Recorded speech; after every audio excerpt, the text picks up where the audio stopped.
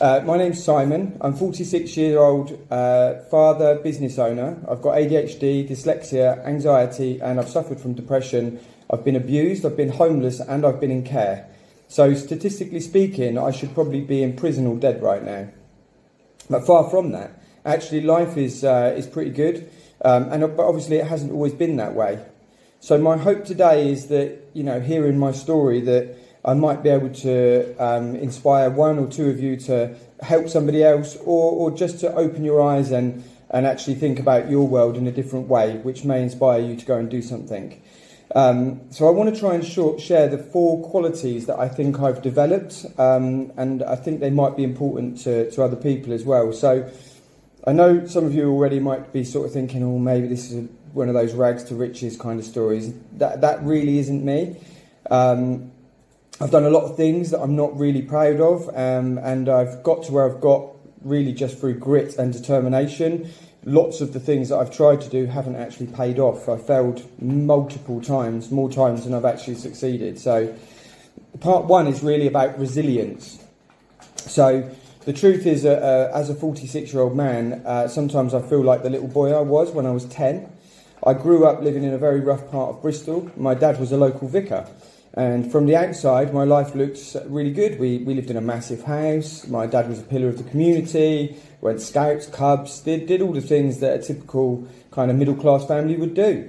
My reality couldn't really have been further from the truth. My dad was a predator, and he actually abused me and my 4 siblings and all of the foster children he invited into our home. My mum was too downtrodden to stand up to him, and in hindsight he probably chose to marry her because she wouldn't question him. When I was 13 years old, I outed him to the police. Looking back, that was probably one of the bravest things I ever did. I managed to stop him from hurting other people, but that didn't mean that my life thereon was kind of set a shape because of those events that happened that day.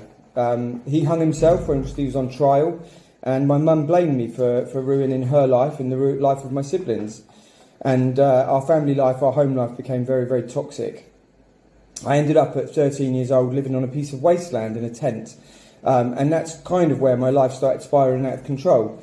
I was stealing cars, taking drugs, doing whatever I could to survive, just getting in with the wrong people and generally just off the rails. I wasn't really attending school. I kind of used to go every now and again just to see the girls. And as I mentioned, I have ADHD and dyslexia. So those of you who went to school in the 80s, you'll know that these terms didn't really exist then, not in a lot of schools anyway. The labels I had back then were thick, stupid, naughty, troubled. I didn't really help myself though. Many of the schools I went to, I caused lots of problems. I stole a car. And I parked it in the headmaster's parking spot one day. I set fire to a moped on the school playing field. I could go on for hours about the stories, but, that's not really going to help, and that's not what we're here for. I was pretty messed up. It was pretty messed up to be me at that point. The people I associated with, now are either dead or they've lived the lives they were predisposed to, and they've actually ended up in prison, sometimes worse, really. So here's my first take home for you. Hopefully you've all got a pen. If you haven't, you can just kind of, think about this in your mind. But if you could just sketch me a tree, any kind of tree. I've got to be quite quick because I'm on a bit of a time frame. So I'm going to carry on talking whilst you finish your tree. I guess most of you, when you're drawing a tree, you've drawn a trunk. You've started doing that. You're drawing leaves. Some of you might have even drawn a bit of fruit. You probably haven't had much time to do that, but let's think about it for a while. But most of you wouldn't have drawn the roots. And if you did draw roots, because you're quite creative, they might not have been the most significant feature of your tree. But I just wanted to make you aware that tree roots can grow up to 12 times the span of a canopy. And but often we look at the surface of things and we don't pay enough attention to what's going on underneath. So where am I going with that? We can't choose the environment that we're born into. We just adapt, we learn to cope, and we learn to deal with it. This shapes us and defines how we grow, good or bad, just like a tree. If the soil is rich in nutrients, those nutrients will take on everything they need to thrive and survive. But what about if the soil was toxic? So my childhood soil was definitely toxic. So did my roots die? Did I not grow? No. I found a way to dig deeper. My roots had to work a little bit harder to find the nutrients and stay firmly planted.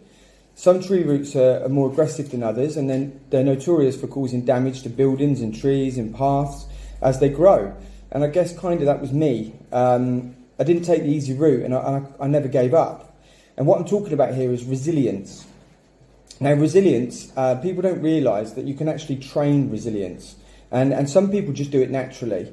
So my first kind of take home for you really is to try and do something. Write it down now, something that scares you, something that actually puts you outside of your comfort zone. And I don't just mean, like jumping out of a plane or doing a bungee jump. I mean, they're pretty good things and they do challenge us. But it could just be advocating for yourself, having a difficult conversation with a family member that you haven't spoken to for a long time. It could mean going out to the pub with a group of friends, but you're socially anxious and you just need to put yourself out of your comfort zone. And you just pop out of the house for an hour, just go and do something.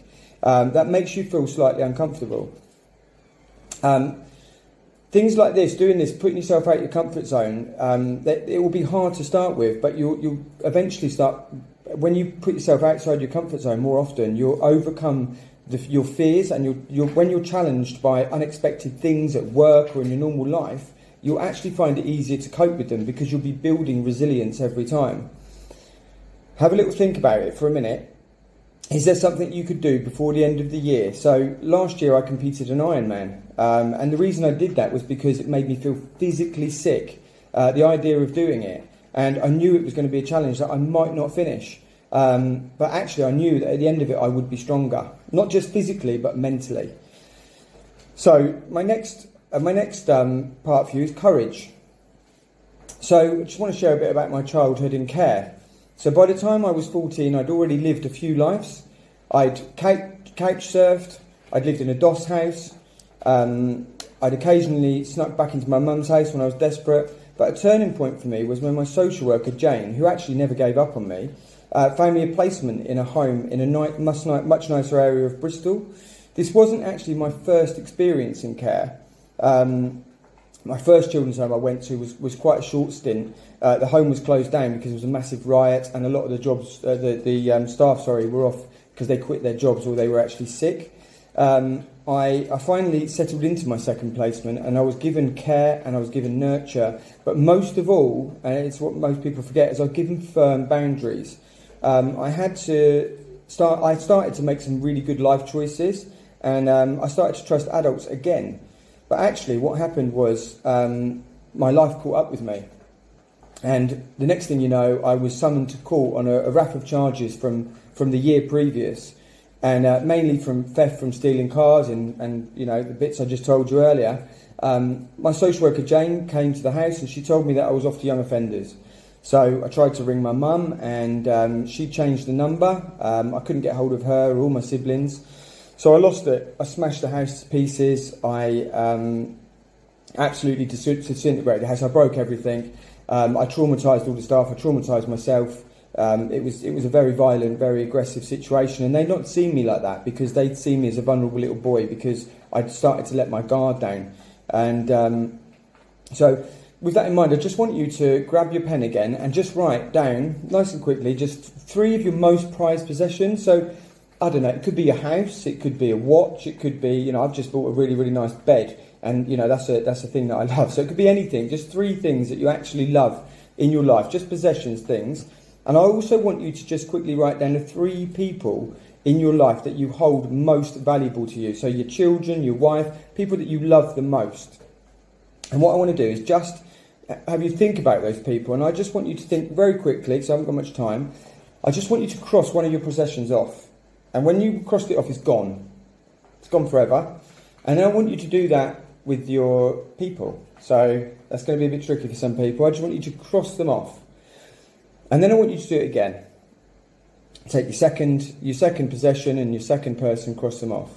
And I'm not going to make you do it a third time. I mean, it's a whole slideshow in itself, that presentation. But I just want to give you a flavour of what it's like to be taken away from your family. It's a very tiny idea, a very small thing. You know, when you're taken away from your family, you're often just taken away. You've got no explanation. It just happens. You don't know it's going to come. And even if you have got an explanation, the explanation doesn't make sense. That's the biggest thing.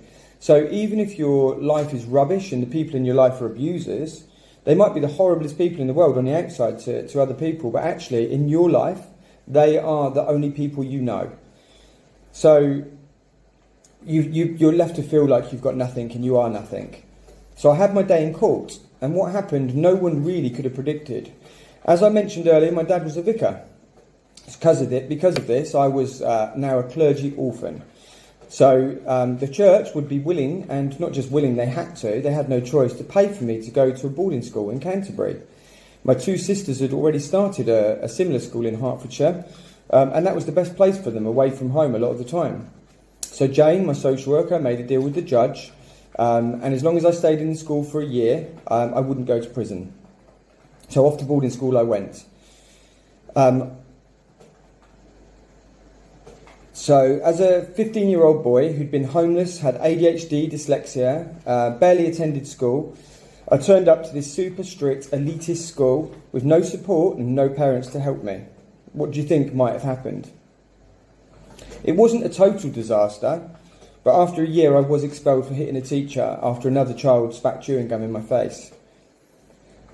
It wasn't that I didn't want to learn. I did, really. I struggled to read and write, and I was incredibly embarrassed by this.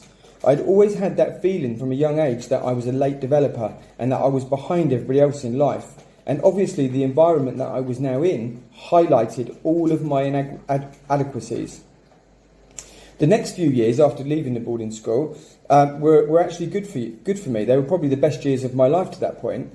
I went back to Bristol. My friends, a good friend of mine, his family took me in. They kind of fostered me, but they just didn't get paid. And I got back on track, and I got into another school. So this is the fifth school that I've been to at this point, senior school.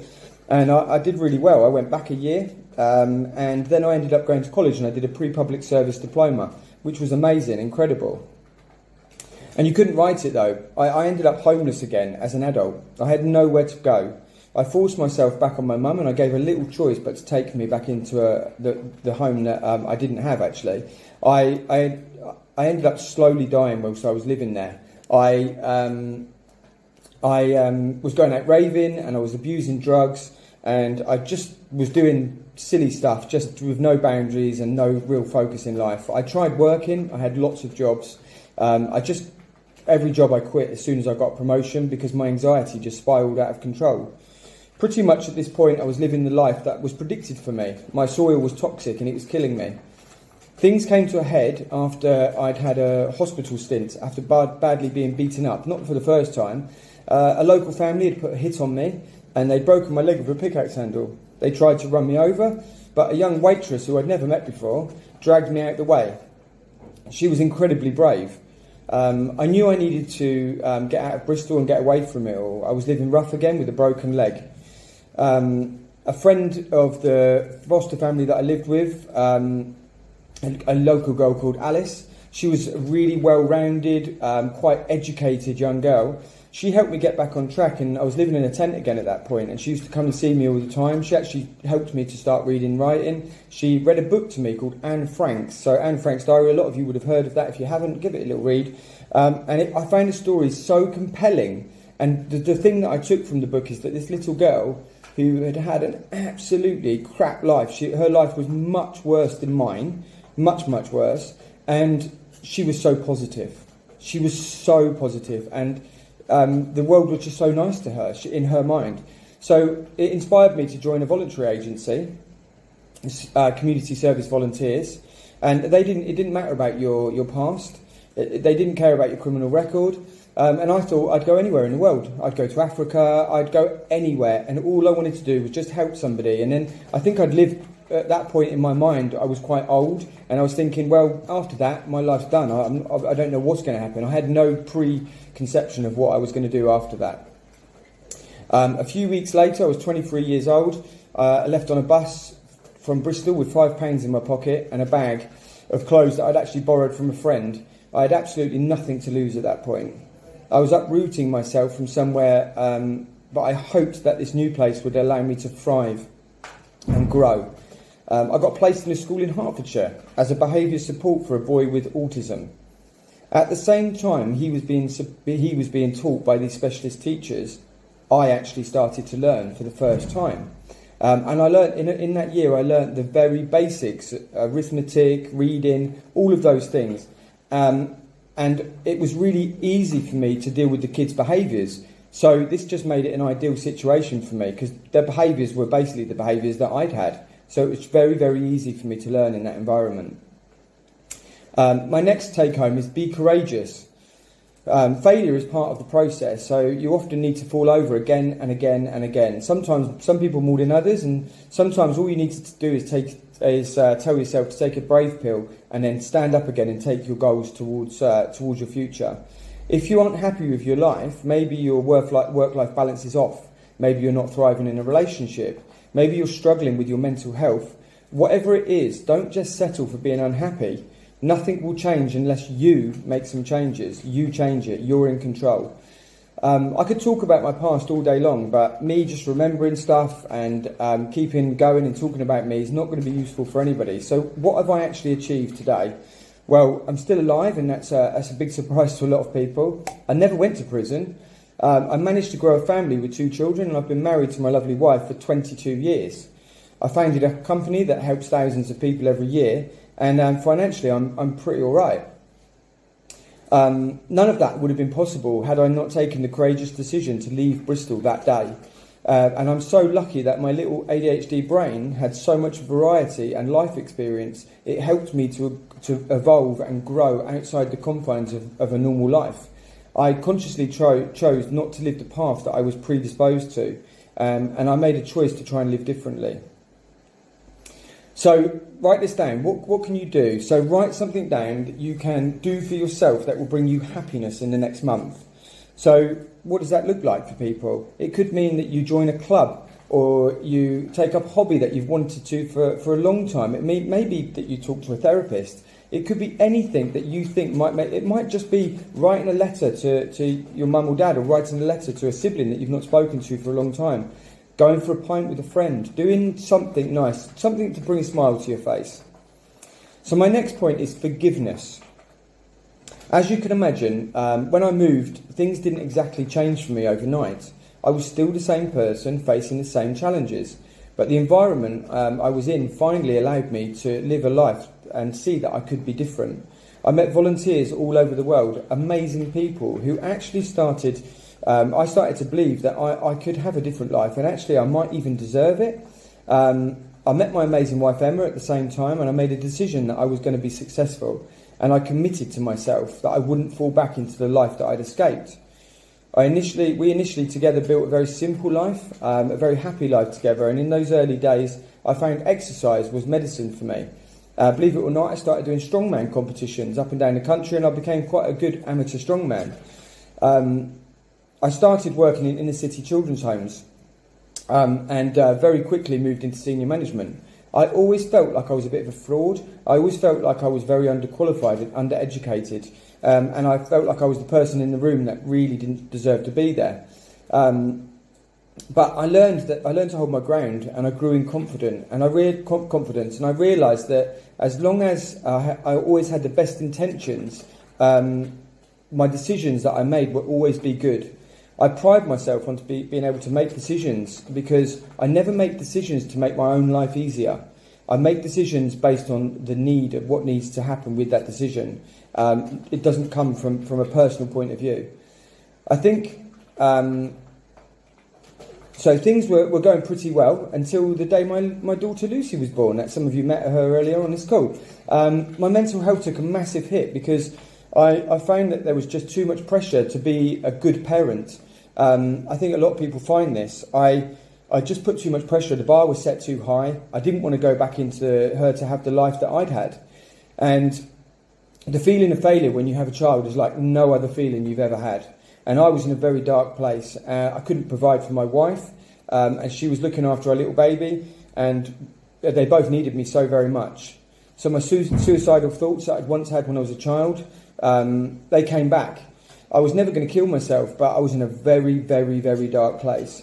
I quit my job because I couldn't handle it, and we got evicted from our home. And yet again, I was homeless, but this time with a child and a wife. The fact of the matter is that even though I might have looked to be thriving on the outside, my roots were weak, and I had many dead branches hanging that I couldn't continue to grow.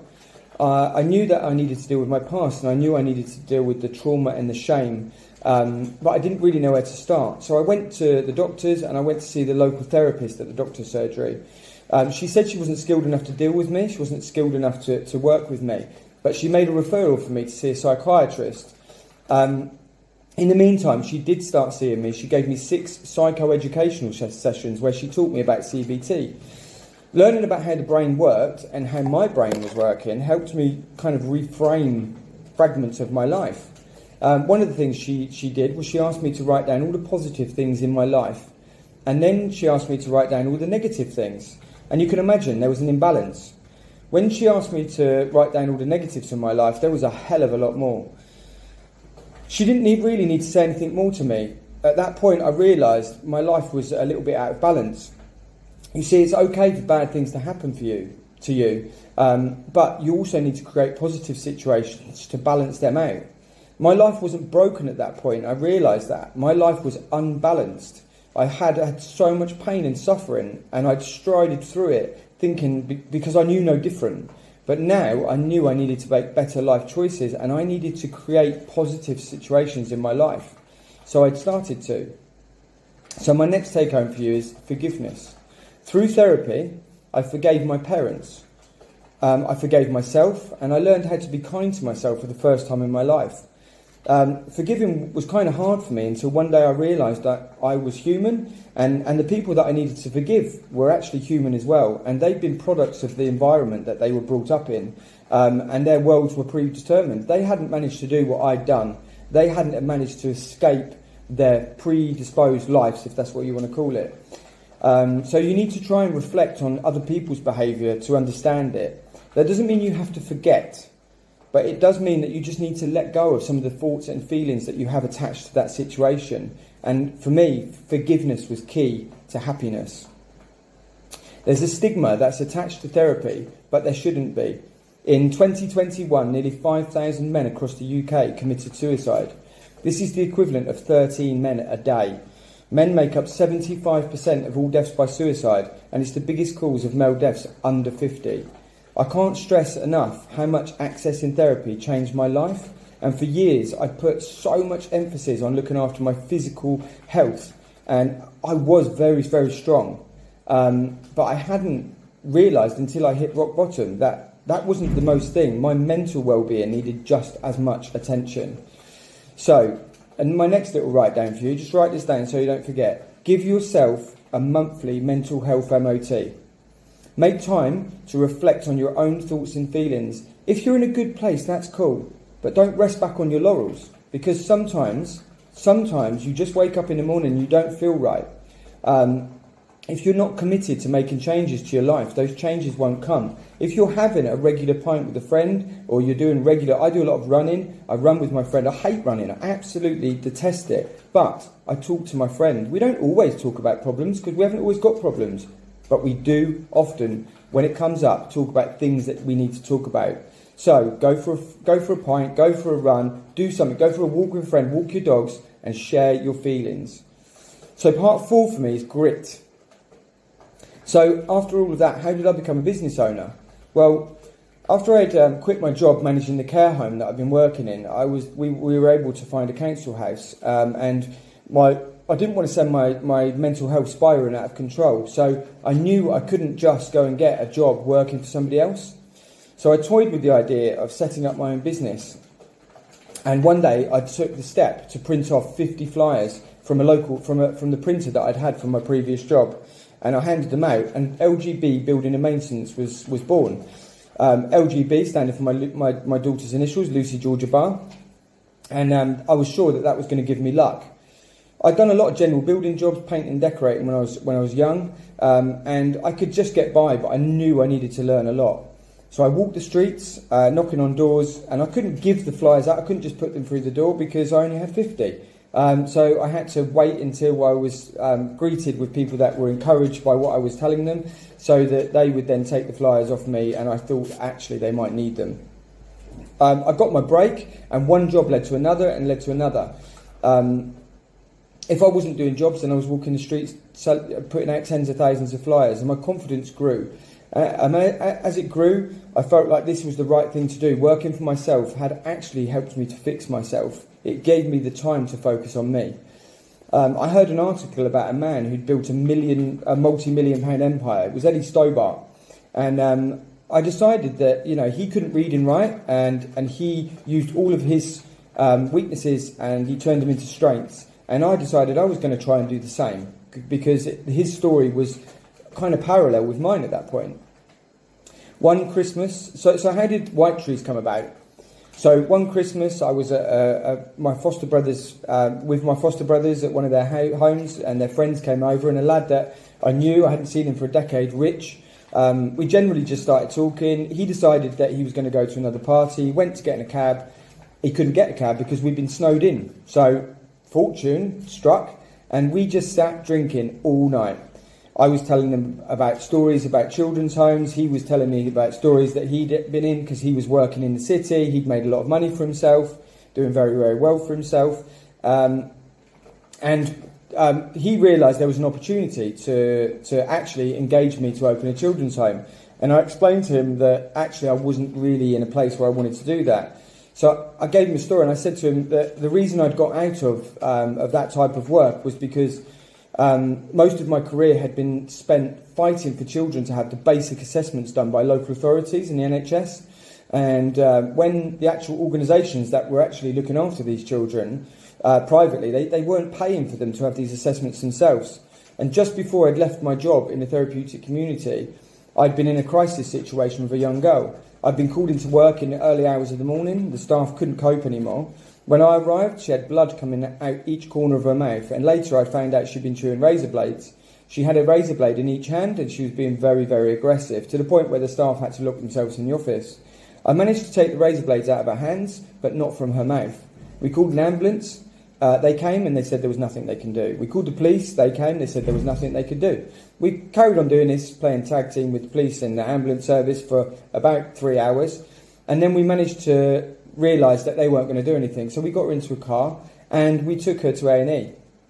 Whilst in A&E, you think she's going to get the help she's going to need. But actually, I ended up personally waiting with her for 48 hours before the social work team actually decided to section her. They just wanted her to come back in my care, and they were giving me all sorts of threats to make me take her back into our care, which wouldn't have been the right thing to do.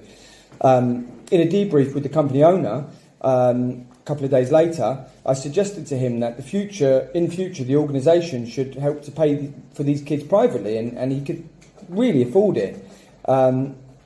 He said that he said, why would his organisation pay when the NHS will do it for free? He was making 250k a month profit. I told him that he was a very horrible man, and for people that know me, it came a lot stronger than that. But he ran his organisation in a very, very shocking way, and I didn't want to work for him anymore. I left. I reported him to Ofsted, and within 6 months the organisation was closed down. Not just because of what I did. He was not a very nice man. Unfortunately, there was a few people like him in the industry at that time. I knew I could do it better, and I didn't see a problem with making money. In fact, that's what I wanted. But my driver was to provide security for my family and my close friends, but not at the cost of other humans. Over the coming months, Rich just pestered me. He was relentless to the point where I finally broke, and I said I'd write a business plan. But it was under one condition, that all of the money that was made would go back in. Every penny would go back in until we were in a place that the organisation was looking after the kids how I felt they should be looked after, and they had everything that they needed. I worked 20 hours a day for the first 3 years with very few days off. None of the local authorities would use us because none of them knew us. So in the evenings I was doing night shifts, staying awake all night, making sure the kids were safe at night. And during the day I was driving around the streets. I was driving all over the country, talking to local authorities and selling them my story and the dream of what we were trying to do. I was absolutely relentless. You see, by this point, I had become so encapsulated by what I was doing. And I knew it was an amazing thing to do, and I knew I needed to do it for my family, but I also needed to do it for the families of the children and the families of the staff that actually we started to see coming into the organisation. And it became my mission. I owed something to these kids because I was in a place where I had the opportunity to give something back. We can't stop all the kids being born into poverty and abuse, but we can educate them, and we can hopefully start to break that cycle, and we can be more. They can then live more focused lives, like I have. Finding the right people to run parts of the company and take the lead in most areas, I found pretty easy. And delegation was actually a really big strength of mine because of my dyslexia, because of my ADHD. There was a lot of things that I just couldn't do as well as other people, and that was a big thing for me. After having treatment for cancer back in 2014, I took a step back. And I realised that actually I was quite good at leading, and I was mostly suited to empowering people from the back seat of the organisation and letting other people control, let them flourish.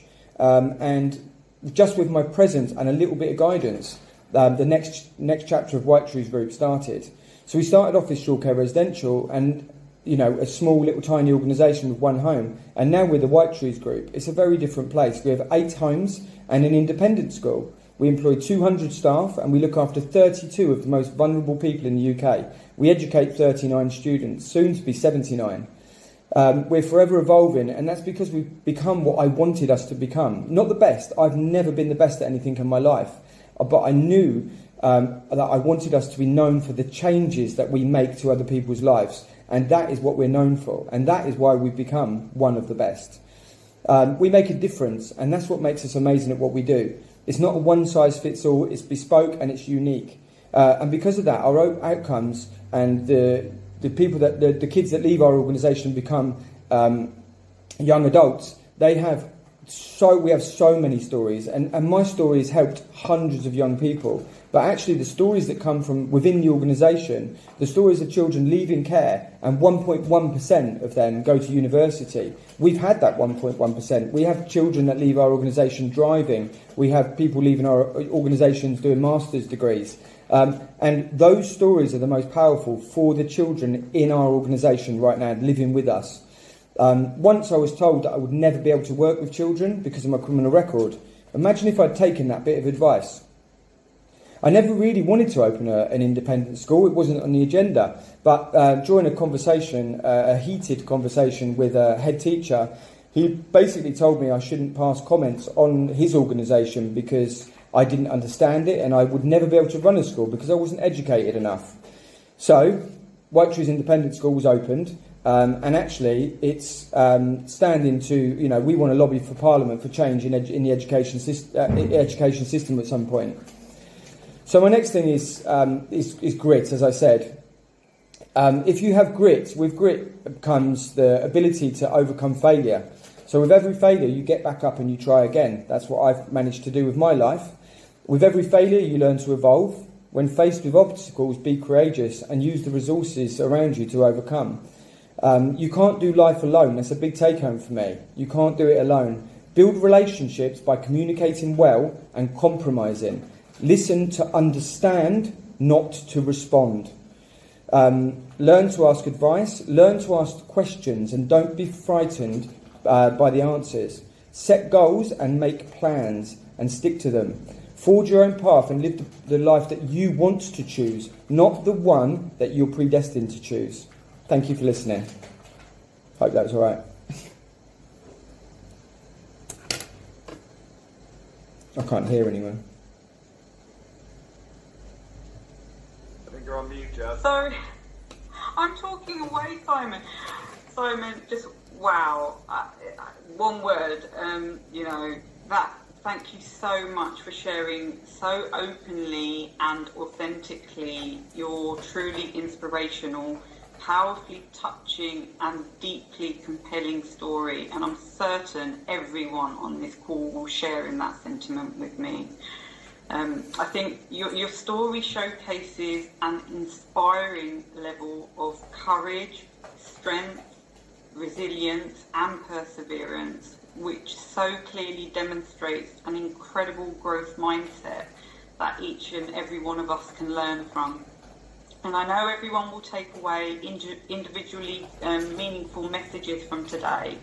But for me, what really stood out is that at each and every challenge you've encountered throughout your life, you faced a choice, and you could quite easily have stayed or regressed to being a victim of your circumstances.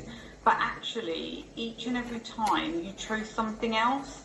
You chose to use each experience to learn and evolve into a stronger, bolder version of yourself, and importantly, bravely accepting and seeking help from others around you along the way. But you didn't just stop there. You went on to use all your experiences to help a meaningful difference to others. Just truly an inspiration. And to top it off, you're a genuinely pleasant, all-round lovely chap and a pleasure to work with. So Thank again, you. I would really like to thank you for sharing your story with us here today. Thank you very much. That